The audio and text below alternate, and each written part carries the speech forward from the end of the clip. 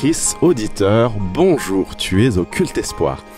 Alors tu nous écoutes peut-être pendant que tu es en train de faire ton repassage, peut-être que tu nous écoutes sur la route pour aller au travail. Attends, Brian, juste avant, tu nous disais peut-être tu es en Afrique ou en Thaïlande, je sais pas quoi, maintenant on fait du repassage. Mais ouais, grave.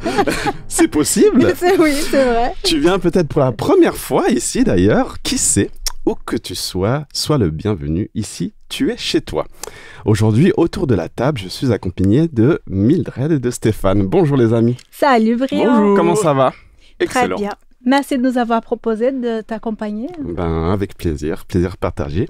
Alors aujourd'hui, nous recevons Nicolas Walter. Bonjour Nicolas. Bonjour. Alors tu as œuvré longtemps dans le monde adventiste et maintenant tu es pasteur de l'église adventiste de Genève depuis quelques années. Tout à fait. Merci d'être là et on va apprendre à te connaître un peu mieux puisque tu viens nous partager 2 messages et cette semaine et l'autre la semaine prochaine. D'ailleurs, de quoi vas-tu nous parler dans ce premier épisode? Parler de Jean 17, on va dans les 2 épisodes finalement. On va rentrer dans l'intimité de la prière d'un fils envers son père. Et c'est pas n'importe quel père et c'est pas n'importe quel fils. Eh bien, merci. Que Dieu nous accompagne et nous inspire par son Saint-Esprit tout le long de ce culte. Auditrice, auditeur, bonne écoute.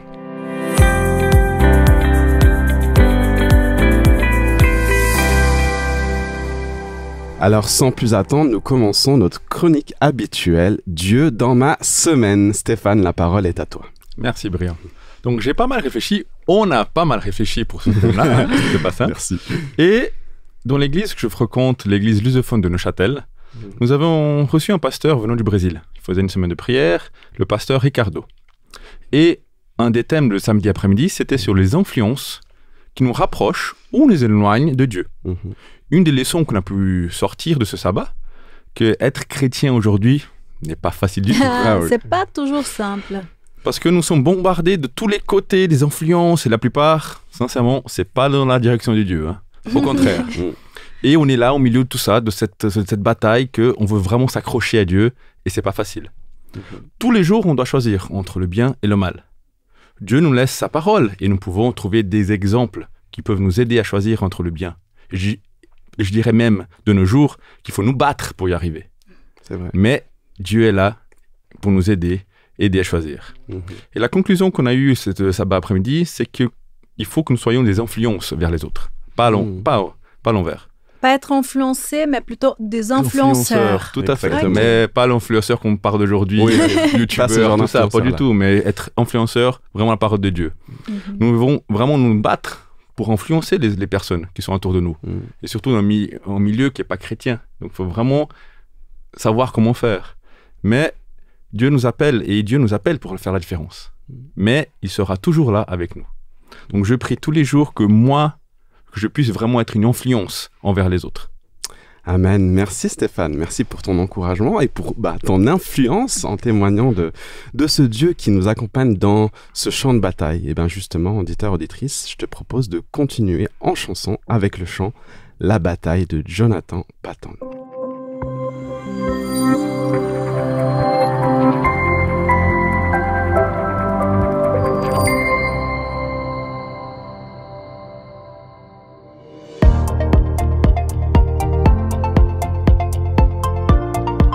Te voilà dans la chronique Promesse du jour.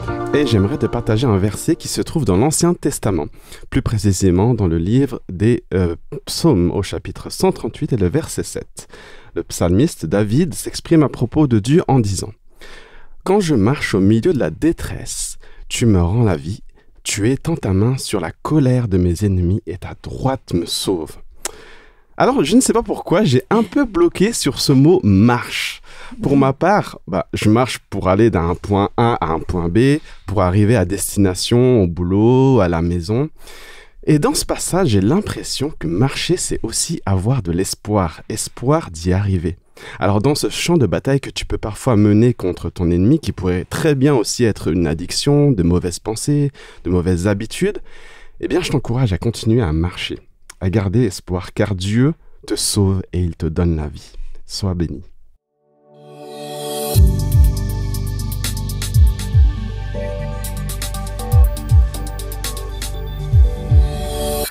Auditeur, auditrice, je t'invite à passer un petit moment en musique. Aujourd'hui, on parle de prière dans la bataille.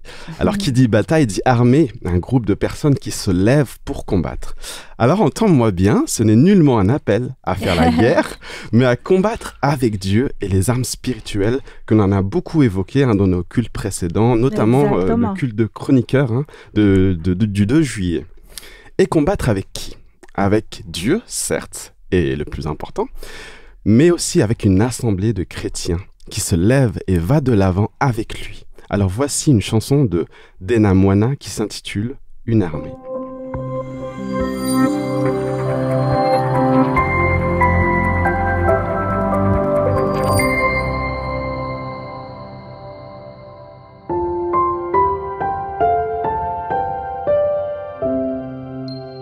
Et voilà, on est bien dans le thème de bataille, de combat. Alors, il y a quelque temps, un jeune homme est venu prêcher dans mon église. J'ai été très impressionnée de l'entendre raconter sans gêne les différentes étapes compliquées de sa vie. Alors, je lui ai demandé de partager son témoignage avec nous pour ce culte espoir. Donc, voilà, un jeune homme qui a déjà vécu des choses très difficiles dans son enfance, entre autres le divorce de ses parents. Une bonne partie de son enfance a été motivée par la haine. Les combats, les batailles, ça, il connaît. Allez, on va écouter ensemble le témoignage d'Alexandre. Bonjour Alexandre. Bonjour Mildred. Je te remercie encore une fois d'avoir accepté de parler avec nous et de partager ton témoignage. Alors, je t'ai déjà annoncé auprès de nos auditeurs, mais j'aimerais quand même que tu nous racontes un tout petit peu de ton enfance, comment ça s'est passé, est-ce que tu connaissais déjà Dieu? Alors, écoute, merci pour l'invitation et concernant bien ce que je vais partager. Donc, pour faire très court, j'ai grandi dans un foyer chrétien qui n'était pas adventiste, mais qui, en tout cas, avait la foi. Et puis, dans la religion où ils étaient, c'était assez compliqué quand même. Il y avait beaucoup de problèmes quand même. C'était assez compliqué sur le plan familial, sur à peu près tous les aspects. Donc très vite, j'ai eu un dégoût pour la religion et j'avais clairement pas envie de rester dans cette religion, et pourtant je faisais quand même la différence avec Dieu, mais oui, je croyais en Dieu étant petit. Et après, donc, tu as fait ton cheminement, tu as pu rencontrer véritablement Dieu plus tard? Oui, beaucoup plus tard, du coup, puisque effectivement, étant enfant, je cherchais, mais sans vraiment savoir où chercher, et puis il a fallu que j'aille jusqu'à l'adolescence pour on va dire faire des expériences assez fortes qui m'ont permis d'avoir une rencontre personnelle avec Dieu, oui. Et suite à cette rencontre, comment ça s'est passé? Est-ce que tu as pu aller jusqu'au baptême? Alors ça a pris un peu de temps, mais effectivement, à un moment donné, bien plus j'ai avancé avec Dieu, et plus effectivement j'en suis arrivé à vouloir vraiment m'engager avec Dieu et à pouvoir le servir, oui. Souvent on pense qu'une fois qu'on a été baptisé et qu'on connaît Dieu, la vie, ça roule, on va dire, que tout va très bien. C'était comme ça pour toi? Pas du tout, effectivement. Quand je suis devenu chrétien, je venais du monde, puisque j'ai grandi dans le monde, mais sachant que mes parents, ayant divorcé, ayant aussi quitté la religion dans laquelle ils étaient complètement rentrés dans le monde, et même dans des choses qui sont occultes pour ma maman, en tout cas. Donc j'avais beaucoup de choses qui me suivaient et qui n'étaient pas très propres et qui n'étaient en aucun cas saines dans ma vie de chrétien. Comme quoi, par exemple? Est-ce que tu pourrais nous en parler? Ouais, bien sûr, et du coup, il y avait forcément, quand je parle de l'occultisme, ma maman avait été voir des voyantes, par exemple, donc on avait souvent des problèmes d'ordre surnaturel qui agissaient dans les lieux où on habitait, dans ma chambre, dans l'appartement, dans les maisons où on vivait. Et puis moi, j'étais tombé dans des addictions étant adolescent, comme la masturbation, la violence, les jeux vidéo, beaucoup de choses qui sont anodines pour beaucoup de jeunes, mais qui, quand on est chrétien, on le sait très bien au fond de soi que c'est des choses qui sont malsaines, quoi. Ce n'était pas vraiment compatible avec une vie chrétienne. Non, pas du tout. C'était un esclavage, d'ailleurs, qui ronge la vie, hein. Ah, ça, c'est vrai. Et comment ça s'est passé? Alors, c'était un vrai combat, c'était une bataille, c'était avec des hauts et des bas. Comment tu as fait pour aller de l'avant? Est-ce que tu t'en es sorti? Grâce à Dieu, je m'en suis sorti, effectivement. Et Amen. quand on demande à Dieu l'aide vraiment et qu'on est sincère dans sa démarche, il a des promesses qui sont vraies. à partir du moment où on croit en Jésus-Christ et qu'on sait qu'il est vivant, il faut aussi croire que forcément, il a les capacités de nous changer, de nous transformer, mais il faut aussi que ça vienne de nous, clairement, qu'on veuille vraiment aller jusqu'au bout de la démarche. Donc ça s'est fait, oui, au bout d'un moment, mais ça s'est fait dans beaucoup de combats et beaucoup de désillusions quant à mes propres capacités, où comme beaucoup, je pensais pouvoir m'en sortir par mes propres moyens, ce qui est absolument impossible. Il faut vraiment une force supérieure, la force divine. Oui, c'est impossible par ses propres moyens. Quand on parle vraiment, en tout cas, d'une addiction, puisque il y a des personnes qui vont dire, moi, en fait, ça, non, j'ai arrêté par moi-même, j'avais pas besoin de l'aide de Dieu ou de qui que ce soit, effectivement, mais ça veut dire que c'était pas leur faiblesse. Quand on parle d'une addiction, c'est vraiment quelque chose qui nous ronge et on n'est pas capable personnellement de lutter et d'en être délivré. Pour le coup, il y en a forcément pour chacune des personnes qui vivent sur Terre, des addictions, en tout cas des faiblesses, des fragilités, qui font que sans l'aide de Dieu, on ne peut rien faire contre ces choses-là sur le long terme en tout cas. Alors Alexandre, peut-être là maintenant, nous avons des auditeurs qui t'entendent, qui nous entendent et qui peut-être traversent des moments difficiles comme ça. Est-ce que tu pourrais leur laisser un message ? Bien sûr, oui, avec plaisir, puisque pour aujourd'hui, étant donné que, comme je disais, j'ai été, grâce à Dieu, libéré de plein d'addictions qui me rongeaient pendant mon adolescence et pendant mes premières années de jeune adulte, j'ai pu vraiment pouvoir voir que Dieu est puissant, qu'il est vivant. Et la première chose, en fait, c'est que j'ai quand même dû m'approcher de lui par déjà la prière et aussi par sa parole, parce que les promesses, si on ne les connaît pas, on risque pas de s'y appuyer dessus. Donc il faut vraiment pouvoir étudier, sonder les Écritures et avoir une confiance en Dieu, apprendre à lui faire confiance, c'est-à-dire à le mettre à l'épreuve aussi pour avoir confiance en lui. Donc je vais prendre par exemple un texte, si vous voulez bien, peut-être dans la Bible, qui se trouve dans Jean chapitre 14 verset 6. Donc Jean chapitre 14 verset 6, Jésus lui dit « Je suis le chemin, la vérité et la vie. Nul ne vient au Père que par moi. » Donc c'est un verset qui m'avait beaucoup impacté quand je suis devenu vraiment chrétien, puisque dans le monde entier, tout le monde cherche un sauveur. Et là, dans ce texte, Jésus dit directement qu'il est le chemin, le seul, qu'il est la vérité et qu'il est la vie, et que personne ne vient au Père, donc à Dieu, que par lui. C'est ce qui a permis à ce qu'à un moment donné, je sois aussi donc délivré de ces addictions, sans que je sois parfait aujourd'hui encore, malheureusement, mais c'est un cheminement dans lequel j'ai eu pas mal de victoires grâce à Dieu déjà jusqu'à maintenant. Et c'est en m'accrochant justement à Jésus-Christ qui le dit, qu'il est la vie, le chemin, la vérité. Et si c'est le cas, effectivement, il faut le mettre à l'épreuve. Donc c'est ça qui m'a permis de m'en sortir, c'est vraiment de m'accrocher à Jésus-Christ, de lui parler, de le prier, de lui demander de l'aide. Là où moi j'étais incapable d'avoir des victoires, c'est lui qui me les a données. Voilà le secret. Merci beaucoup Alexandre pour ton témoignage. Merci pour ta participation. Que Dieu te bénisse, que Dieu te garde et que tu continues dans ce chemin de sanctification. Merci beaucoup Mildred et que Dieu bénisse toute l'équipe ainsi que les auditeurs.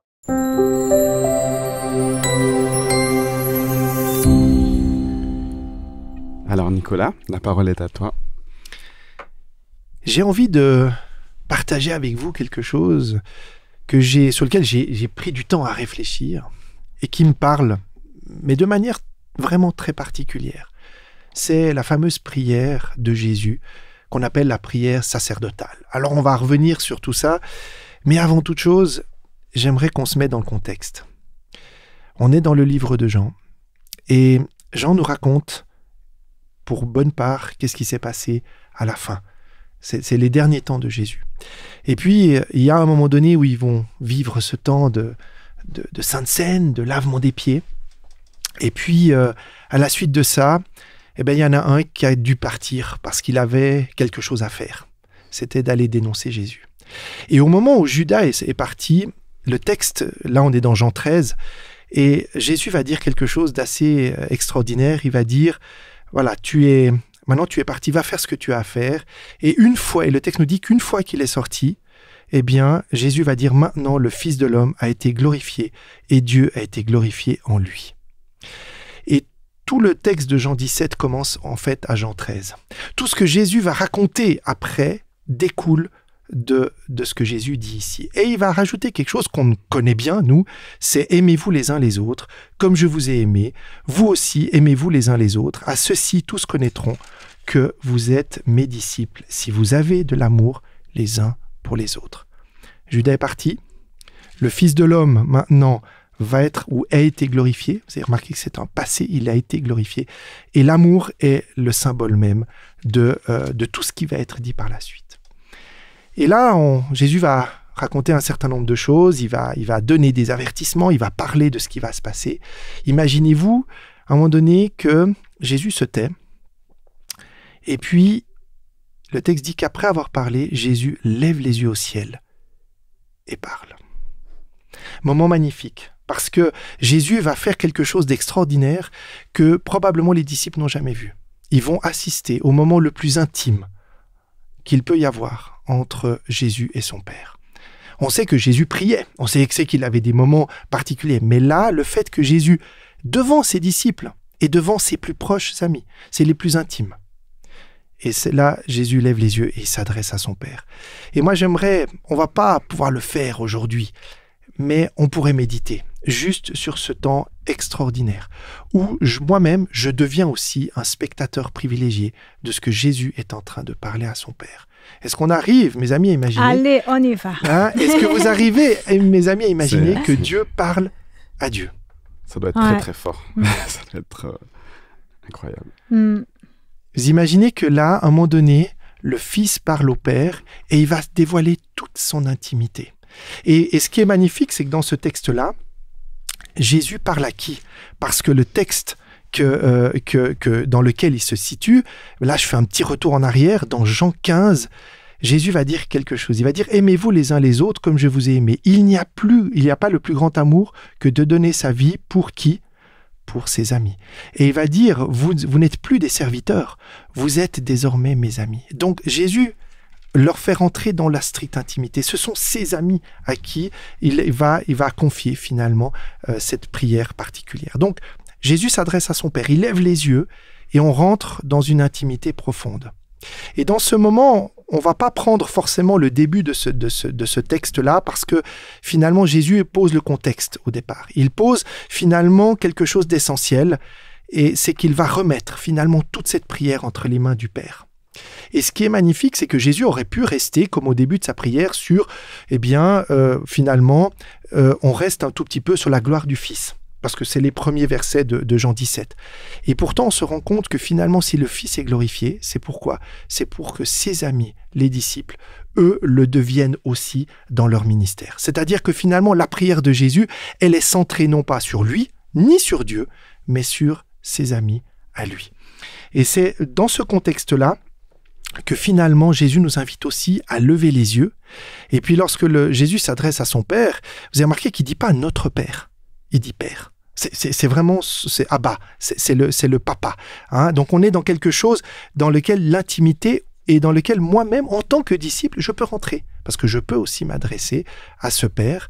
Et finalement, si lui est le Fils, eh bien, nous aussi, nous sommes fils et filles de ce Père-là. Donc finalement, Jésus, par une subtilité, va associer ses disciples. Alors, sacerdotal, ça c'est un mot un peu barbare. Hein. Je suis sûr que vous vous êtes posé la question, mes amis, en vous disant, mais qu'est-ce que ça veut bien pouvoir dire? Alors là, on fait une référence à un texte qu'on trouve dans le Nouveau Testament, c'est dans les Hébreux, au chapitre 7, les versets 24-26, où il est fait mention de l'intercession de Jésus. C'est-à-dire que Jésus va prier, intercéder aussi, un mot compliqué. C'est-à-dire que Jésus va pas prier pour lui, mais va prier pour les autres. Et il va le faire non pas simplement en tant qu'homme, mais il va le faire en tant que prêtre. Et c'est pour ça que finalement le sacerdoce, c'est la posture du prêtre qui prie pour les autres. Et du coup, Jésus, non seulement il est prêtre, mais il est grand prêtre. Et c'est-à-dire que c'est pas n'importe qui prie.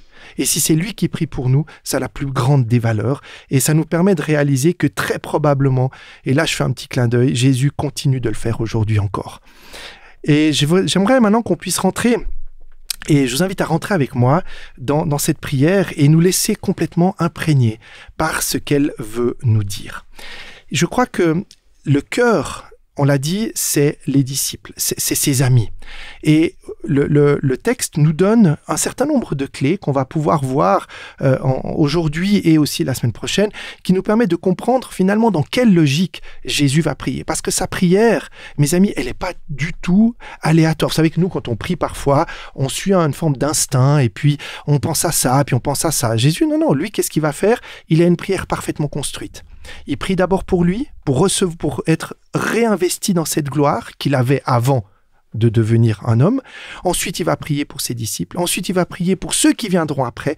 Et à la fin, il reprie à nouveau pour ses disciples. Donc, c'est une prière très, très structurée. Mais au cœur, c'est le mot disciple qui revient chaque fois.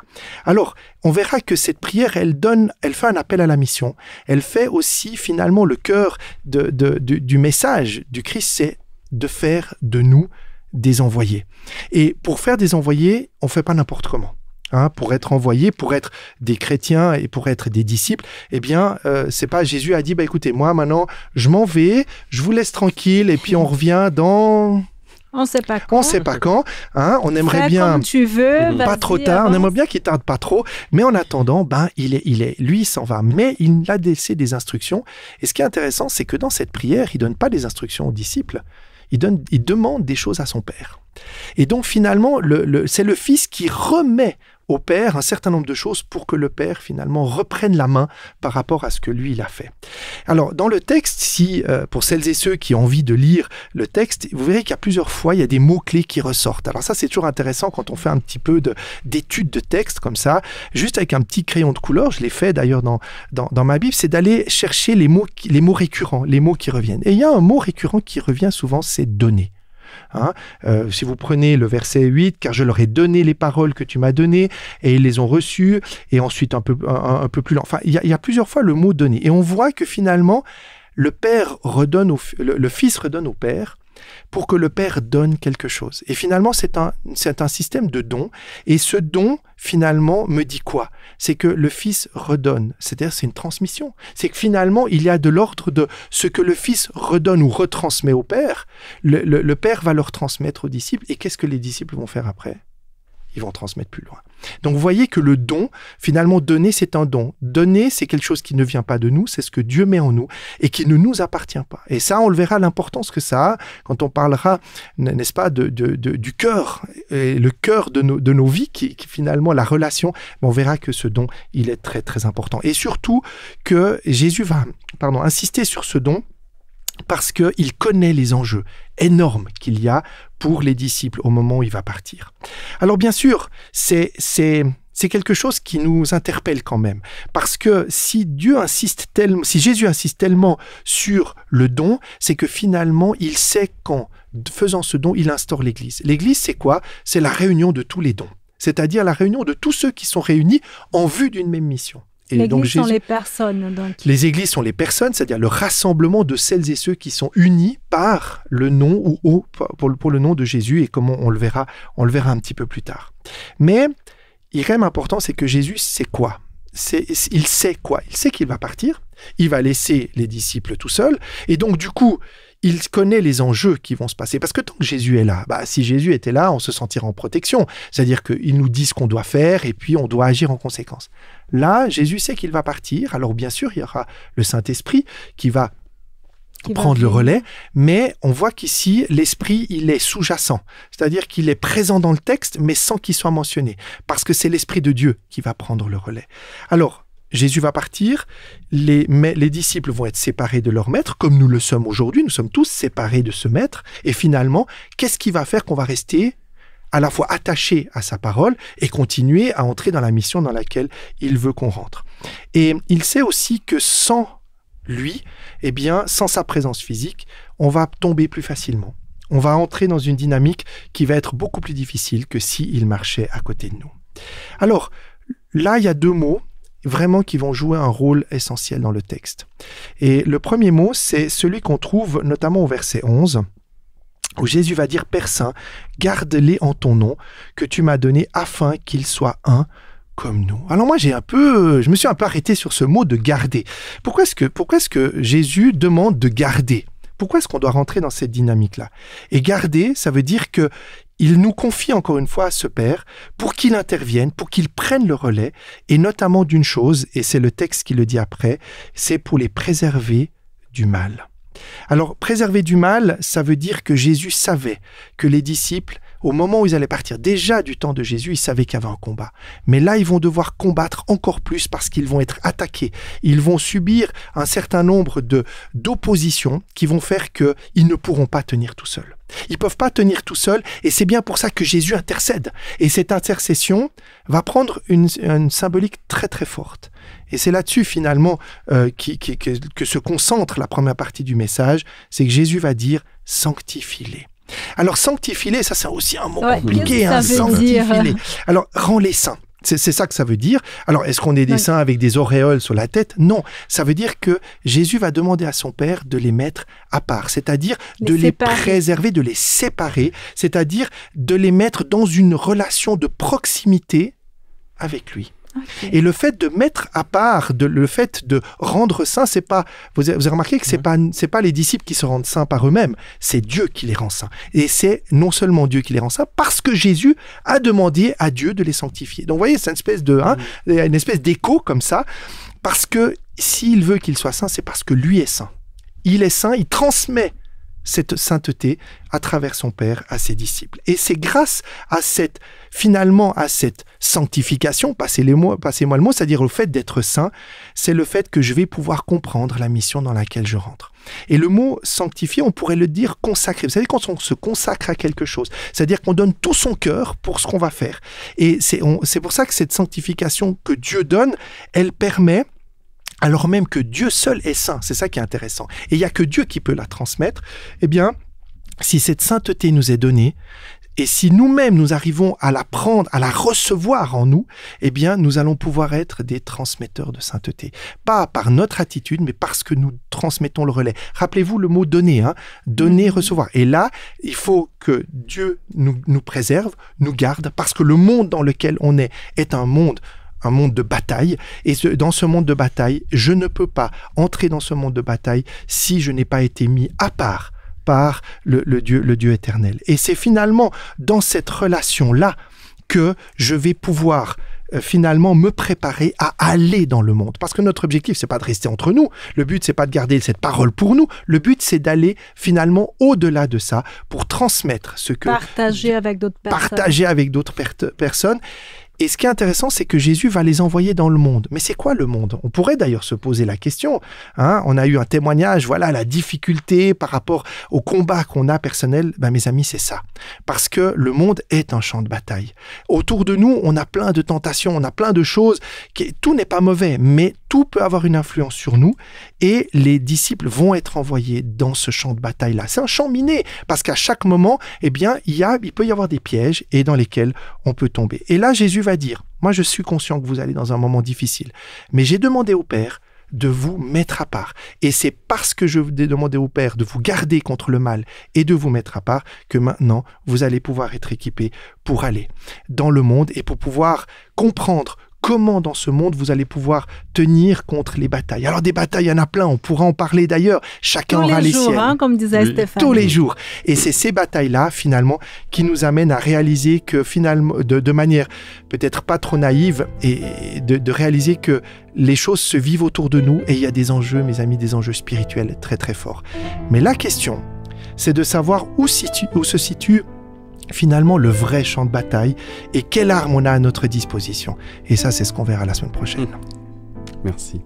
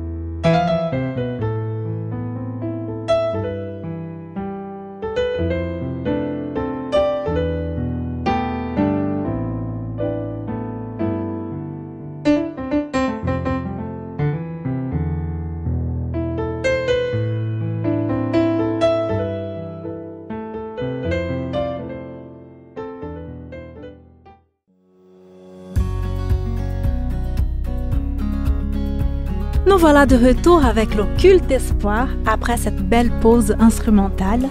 Et aujourd'hui, nous recevons Nicolas Walter, le pasteur de l'Église adventiste de Genève francophone.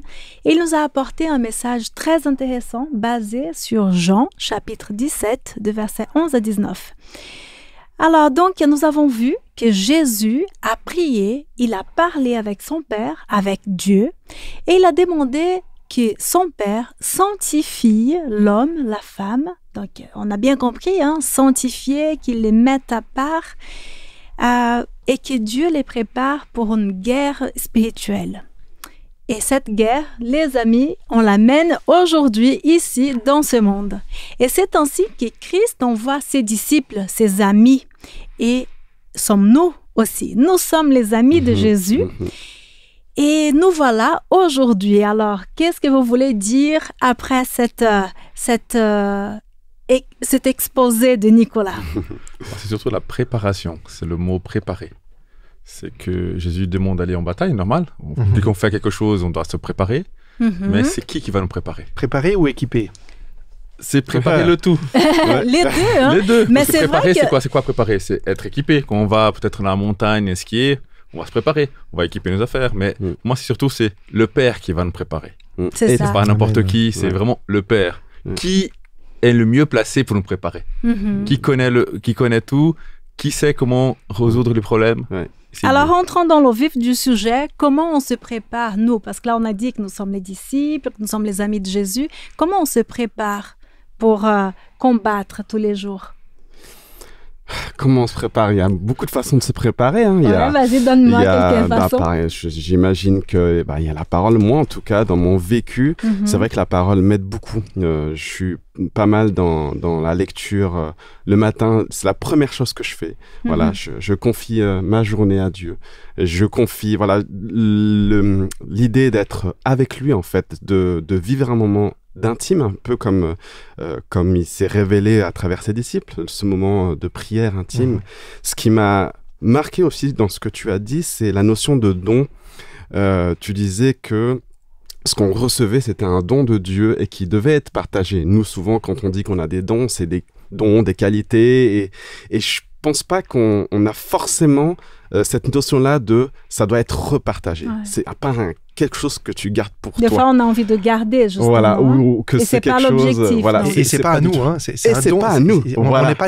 On est juste des locataires. On reçoit quelque chose, mais ce don, il n'a de valeur que parce qu'il est transmis. Voilà, exactement. Donc voilà, c'est cette notion de don qui est vraiment, je trouve, interpellante. Et donc, Nicolas, tu disais que Jésus a demandé à Dieu de séparer les disciples, de les mettre à part, de les garder du mal. Oui, c'est ce qui nous interpelle dans ce texte-là, c'est que Jésus va centrer, finalement, c'est comme si, et je crois que ça a été dit avant, il y a un équipement, il y a l'équipement de base, c'est le kit, il y a un kit de base, et dans ce kit, il y a Jésus qui demande quelque chose à Dieu, Dieu qui va garder, et finalement, cette notion de mise à part, mais j'aimerais bien qu'on ne se méprenne pas sur le fait de mettre à part. Mettre à part, c'est pas un privilège. C'est pas, on va créer le Jesus Club, et puis finalement, on va rentrer avec une carte de membre particulière. Non, parce que finalement, on voit bien que dans la suite du texte, c'est nous tous qui sommes concernés. Si les disciples, au départ, les 11 premiers sont équipés, c'est parce que à leur suite, finalement, toute l'histoire de la chrétienté va s'écrire. Et je pense que c'est le fait de mettre à part, ça veut dire que c'est le fait d'entrer dans une démarche spirituelle en sachant, et ça va être tout l'enjeu du texte, c'est d'être du monde, c'est d'être dans le monde mais pas du monde. Et donc il y a toujours cette opposition, cet antagonisme, ce lien qui fait finalement je suis d'ici, mais j'appartiens à quelqu'un d'autre. Et ça, c'est quelque chose, sans entrer dans un débat un tout petit peu paradoxal, c'est de savoir que nous croyons aussi, et Jésus, quand il parle à son Père, il va vraiment dire quelque chose, c'est qu'il va déjà dire, je suis dans cet état de gloire. Quand on lit le texte, mais attends, mais Jésus, il n'est pas encore glorifié et pourtant, il va dire à son Père, tu m'as glorifié. Et ça veut dire que Jésus est déjà dans la projection. Et il nous invite à rentrer dans cette vie future dans laquelle, finalement, on sera en gloire avec lui. Donc, c'est une expression que j'aime bien, c'est le déjà et le pas encore. On est déjà avec lui, mais pas encore totalement. Et c'est cette tension que Jésus essaye de résoudre en nous. Et comment on peut vivre dans ce monde et ne pas faire partie de ce monde? Pour moi, il faut déjà comprendre qu'on ne fait pas partie, parce que notre vraie maison, c'est pas ici. Ok. On est ici, on est vie, c'est vraiment très compliqué, mais il faut penser à plus tard, c'est être avec Dieu. Ok. Déjà, si on connaît ça, on sait déjà qu'est-ce que c'est, notre futur, c'est avec Dieu, on peut se dire, ok. Et donc, ça se passe par les pensées. Il faut que les pensées soient transformées. Les pensées, aussi les actes. Parce qu'après les pensées, après notre cœur, c'est à l'intérieur qu'il faut vraiment transformer. Il faut avoir confiance en lui. Peut-être en se préparant, en lisant la lecture, en partageant. Il y a par la parole, mais Jésus, par des talents. Ceux qui a pris 5 et gagné 10. Parce que on reçoit quelque chose de Dieu, il faut partager. Et Dieu est avec nous. Parce que Jésus nous a demandé Dieu, mais on est là. Et si on comprend déjà ça, en disant, c'est pas ma maison, je vais être tranquille. S'il y a des problèmes, Dieu est là pour moi et je peux avancer mieux. Et c'est aussi un processus, je pense. Hein? Aujourd'hui, je fais des choix, j'agis de cette manière. Demain, peut-être je vais tomber, peut-être je vais commettre, vu qu'on est dans un combat, des fois on gagne, des fois on perd. Et l'importance de continuer en cheminement, on marche. Tout à l'heure, quand tu as mis cette chanson, ça m'a fait penser à ça. Et puis, Nicolas, tu parlais aussi tout à l'heure, tu l'as dit très rapidement, mais c'est que Jésus, il continue à intercéder pour nous. Et comme il l'a fait avec ses disciples, et de savoir qu'en ce moment même, Jésus continue d'intercéder pour nous. Il ne nous a pas abandonnés. Il ne nous a pas abandonnés, c'est quand même fort. Je serai avec vous tous les jours jusqu'à la fin du monde. Et ce n'est pas juste une parole en l'air. Hein. Ça veut dire que finalement, il continue à intercéder, il continue à prier pour nous, finalement, même là où il est aujourd'hui auprès du Père. Et ça, c'est aussi quelque chose qui nous paraît peut-être inconcevable. Et dans l'équipement, peut-être une des propositions aussi qu'on peut faire par rapport à ce texte, c'est de savoir qu'on donne quelque chose qu'on ne mérite pas. On donne quelque chose qui ne nous appartient pas, mais dont nous sommes, nous seuls, aujourd'hui, mes amis, les seuls à pouvoir faire. C'est pas Dieu qui vient faire le travail, c'est nous qui l'utilisons pour faire ça. Et vous savez, cette notion, on en parle un tout petit peu, mais partager le royaume aujourd'hui, le royaume de Dieu. Il nous a été donné dans les mains quelque chose dont nos mains ne sont pas dignes, mais que Jésus et Dieu vont utiliser pour transmettre aux autres. Pour moi, c'est pour ça que cette prière de Jésus, elle nous mène dans une responsabilité, mais tellement bienveillante et avec tellement d'amour, mais il nous confie quand même une grosse et lourde responsabilité. Et c'est parce qu'il nous a confié ça à nous que nous, on a besoin d'être équipés. Et pas par notre propre force, ni par notre intelligence, ni par notre savoir, ni pour toutes les armes qu'on pourrait imaginer, mais bien par ce que Dieu, finalement, nous garde et nous préserve. Ouais. Et nous pouvons toujours faire confiance, n'est-ce pas? Et toi, cher auditeur, qu'est-ce qui t'a interpellé dans ce message?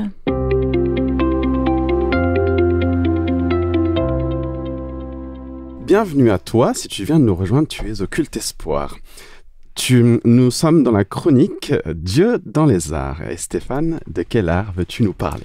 Je vais vous parler du 7e art, le cinéma. J'aime bien. Et c'est un film inspiré de faits réels, comme je préfère mes films préférés, c'est toujours des faits réels parce que c'est réel. Moi aussi, j'aime bien les faits réels. C'est le film Woodlaw. Woodlaw. C'est déjà pour mettre l'ambiance, savoir où on était. Ça se passe dans les 1973, dans l'État d'Alabama. Okay. Et ce qui se passe vers les années 1970 dans les États du sud des États-Unis. La fin de la ségrégation raciale. C'est une période difficile. Difficile, parce que ça passe pas du tout. C'était très difficile. Trash. Donc, dans cette ambiance-là, imaginez cette ambiance que vous êtes de haine, parce qu'il y avait vraiment de conflits. Donc, le lycée, le high school Woodlaw à Birmingham abandonne la ségrégation raciale. Donc, vraiment converser, c'est-à-dire que l'État, il dit, maintenant, ce collège-là, ce lycée-là, vous acceptez les... C'est pour tout le monde, peu importe la couleur. Donc là, il arrive plusieurs joueurs noirs, et surtout un, ce qui est vraiment surdoué, Tony Nathan, ils rejoignent l'équipe football. Et bien sûr, c'est un peu classique quand même. Classique. L'autre noir, qui est super bon, qui est fort. Non, mais elle arrive dans une école vraiment film blanche. Américain. Bien sûr. Et aussi, l'entraîneur était obligé d'accepter ça. C'est pas un choix. Ça des stéréotypes. Mais il en faut. Mais le problème, c'est que c'est arrivé. Bien sûr, au cinéma, ils mettent bien joli, mais ça, c'est arrivé. Donc, l'entraîneur, il décide quand même d'utiliser, il profite, c'est quelqu'un de bienveillant, même qui n'était pas trop d'accord, mais bienveillant, donc il utilise, allez, vous êtes vos rages, votre haine, vous utilisez pour vraiment s'unir et se battre, parce que le football américain, il faut se battre, c'est la bataille. Donc il utilise vraiment ça. Mais ça se passe pas du tout comme ça. Au contraire, les joueurs commencent à affronter, mais en dehors du terrain aussi, entre eux. Donc à ce moment-là, le coach laisse un aumônier sportif itinérant qui passe par, qui va dans plusieurs écoles, Hank Ervin, de parler à l'équipe en tant que conférence de motivation. J'ouvre juste une petite parenthèse avec son aumônier-là, Hank Ervin. Il a été inspiré de partager l'amour de Dieu. Vraiment, il partage parce qu'il a participé à un programme, des conférences du pasteur Bill Graham. C'était à l'Expo 72 à Dallas. Et même sorti dans Times, c'est vraiment la révolution de Jésus. D'accord. Le jour là, qu'il a vu cette conférence, il y a plus de 100 000 personnes qui voyaient. Millions de personnes ont participé à ces conférences. Ouais, c'est les méga church là. Méga church, mais là, c'était vraiment expérience. Donc lui, il était vraiment motivé à partager. À partager. Donc on revient vers le film. Ça, c'était juste pour comprendre. Donc le discours de Hank pousse presque toute l'équipe à accepter l'invitation de s'engager leur vie et suivre Jésus-Christ. Vraiment. Et là, tout le monde commence à rassembler en prière. Le coach n'accepte pas trop. Déjà, il n'accepte pas l'invitation parce qu'il n'est pas touché. Mais il ne sait pas quoi faire. Il est même gêné, voir toute l'équipe. Il dit, qu'est-ce qui se passe? Mais les entraînements continuent mais l'équipe perd. Pourquoi? Parce que les joueurs, en fait, il n'intègre pas les joueurs noirs dans son équipe. Donc, un jour, il décide d'intégrer Tony, Nathan, pour faire. Et bien sûr, les parents des enfants blancs ne sont pas du tout contents. Mais avec lui, l'équipe commence à gagner. Ils gagnent tous leurs matchs jusqu'au dernier, mais ils perdent. Mais le coach, ils n'ont pas gagné le championnat, mais le coach est très content parce que l'équipe, elle joue ensemble. Donc, il dit, l'année prochaine, on va y arriver. Et surtout, lors du dernier match, l'autre équipe, l'entraîneur a demandé que les gens vraiment ciblent Nathan, ciblent le meilleur joueur pour se blesser. Il arrive à marquer, mais il est vraiment blessé, il sort du terrain et l'équipe perd. Donc, c'est vraiment de cette bataille-là, c'était compliqué, mais le coach a dit, au moins cette année, on a survécu. Vraiment, on est vraiment reliés, donc on a pu avancer. Ils étaient soudés. Et mais après, le film continue l'année suivante, mais je ne vais pas vous raconter parce que vous voir le film. Non, quand même. Tu vas pas nous spoiler. non, là, j'ai juste le début du film, mais je peux juste vous dire qu'il y a des choses incroyables, des miracles vont se produire. Et même pour un match de lycée, de collège, vraiment match de high school, ils vont remplir un stade de plus de 40 000 personnes. Pas mal, hein? Donc, vous voyez, imaginez qu'est-ce qui s'est passé. Et en plus, est-ce que le coach va accepter Jésus ou non? Je vous laisserai découvrir. Ça, on va découvrir. Suspense, Comment l'équipe se tourne vers Dieu? Va-t-il changer les choses dans cette ville, dans cet état? Et plusieurs personnes s'interrogent pourquoi elle avance si bien. Ils ne savent pas trop. Donc, il y a quelques ennuis qui arrivent, mais je peux dire que c'est un climat de tension raciale énorme et aussi très spirituel. Vraiment, il y a une bataille entre faire un choix, accepter Dieu et accepter les conséquences, ou ne pas accepter. Donc, c'est à ce niveau-là que ce film se passe. Il y avait une bataille dans plusieurs dimensions. Plusieurs dimensions. Donc, si après tout ça, vous n'avez pas encore envie de voir le film, je vais le voir ce soir. T'as quand même une bande-annonce. Oui, maintenant, je vais passer la bande-annonce. Ok. Jesus says to love our enemies. We have to love those that oppose us. If you only love those that love you back, what kind of love is that? There's something special about you. I can see it. You have a gift, and you have to decide what you want to do with it. I can't. I mean, I play for a team that doesn't even want me. Anybody like me? I'd like to have a meeting with your football team. I've seen things all over the country. Well, you and I can see them here. Do something about this. It's not my fault, Owen. Trying to coach football. It's bigger than football. What would you say if I told you it doesn't have to be this way? What would you be prepared to do? I'm asking you right now to stand up and make a decision, to change, to forgive, to be forgiven. That's how much God loves you. What just happened? Look at me. I'm proud of you. Win or lose, you're my son. good book says, without a vision, the people perish. I say, go give it to them. How many black players you got? Not nearly enough. Why you see that changing? Because it's time. You know the difference between you and these people? They're cowards. And you ain't. Nobody out there knows what's happened with this team. But when you win on this day, they will! They call him Touchdown Tony Nathan. He's homegrown, right in Birmingham. This is your moment. This is your time. So you go and take it. You go and take it. This is what happens when God shows up.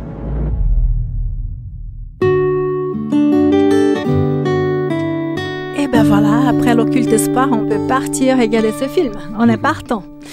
Nous avons bien compris que la vie n'est pas simple, que chaque jour nous avons des défis, nous avons des batailles, nous sommes tentés d'une manière ou d'une autre. Nous avons notre part à réaliser pour essayer de rester debout. Mais je suis convaincue que nous pouvons aller de l'avant uniquement grâce à Jésus-Christ qui a déjà vaincu cette guerre. Amen. Chers auditeurs, maintenant nous allons prier. Nicolas va prier pour nous et ensemble nous allons demander à Dieu de nous sanctifier, de nous rendre purs afin d'avancer dans cette bataille. Oui, Père éternel, tu nous as invités à rentrer dans l'intimité de cette prière entre un Père et un Fils. Dans cette prière divine, Seigneur, dans laquelle nous sommes remis entre tes mains. Nous qui sommes restés ici et nous qui n'avons finalement que la force que tu nous donneras pour avancer, nous voulons, Seigneur, te remettre tout cela. Parce que c'est parce que nous sommes gardés en toi, parce que tu nous mets à part, que nous pouvons comprendre et entrer, non pas dans notre mission, mais dans la mission que tu nous confies. Seigneur, moi j'aimerais prier pour nos auditrices et nos auditeurs, pour que ceux qui passent par des moments de difficulté, ceux qui sont dans des combats de vie, puissent savoir que Jésus est toujours là, avec chacune et chacun. Et que c'est ce don que nous avons reçu ne vient pas de nous, ne nous appartient pas, mais il est là pour être transmis, pour être donné.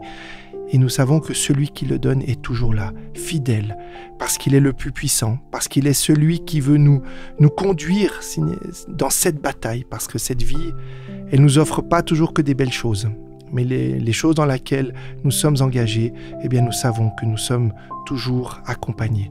Seigneur, que ton nom soit glorifié, que tu puisses continuer à nous sanctifier, à nous bénir, à nous garder et à nous donner ce don pour que nous puissions le transmettre à celles et ceux qui en ont tellement besoin. C'est en Jésus que nous te prions, Père. Amen. Amen.